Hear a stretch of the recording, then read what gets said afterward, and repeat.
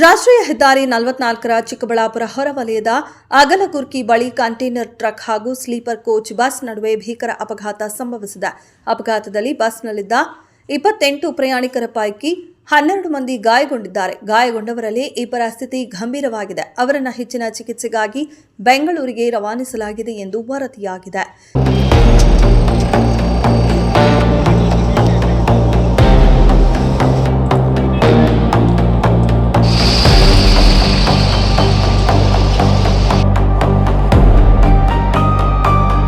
ಮೈಸೂರಿನಿಂದ ಬೆಂಗಳೂರು ಮಾರ್ಗವಾಗಿ ಮಂತ್ರಾಲಯಕ್ಕೆ ತೆರಳುತ್ತಿದ್ದ ಖಾಸಗಿ ಸ್ಲೀಪರ್ ಕೋಚ್ ಬಸ್ ಮಾರ್ಗ ಮಧ್ಯೆ ಚಿಕ್ಕಬಳ್ಳಾಪುರ ಹೊರವಲಯ ಅಗಲಗುರ್ಕಿ ಫ್ಲೈಓವರ್ ಬಳಿ ಈ ದುರ್ಘಟನೆಗೆ ಒಳಗಾಗಿದೆ.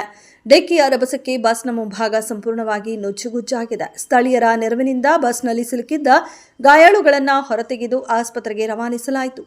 ಬೆಂಗಳೂರಿನ ಖಾಸಗಿ ಆಸ್ಪತ್ರೆಯಲ್ಲಿ ಬಿಹಾರ ಮೂಲದ 20 ವರ್ಷದ ಸುಹಾಸ್ ಎಂಬ ಯುವಕ ಚಿಕಿತ್ಸೆ ಫಲಕಾರಿಯಾಗದೆ ಸಾವನ್ನಪ್ಪಿದ್ದಾನೆ ಎಂದು ಮಾಹಿತಿ ಲಭ್ಯವಾಗಿದೆ. ಘಟನೆ ನಡೆದ ಸ್ಥಳಕ್ಕೆ ವರಿಷ್ಠಾಧಿಕಾರಿ ಕುಶಾಲ್ ಚೌಕ್ಸೆ ಭೇಟಿ ನೀಡಿ ಪರಿಶೀಲನೆ ನಡೆಸಿದರು. ಬಳಿಕ ಜಿಲ್ಲಾ ಆಸ್ಪತ್ರೆಗೆ ತೆರಳಿ ಗಾಯಾಳುಗಳ ಆರೋಗ್ಯ ವಿಚಾರಿಸಿದ್ದಾರೆ. ಕೆಎಸ್ ನಾರಾಯಣಸ್ವಾಮಿ, ಚಿಕ್ಕಬಳ್ಳಾಪುರ.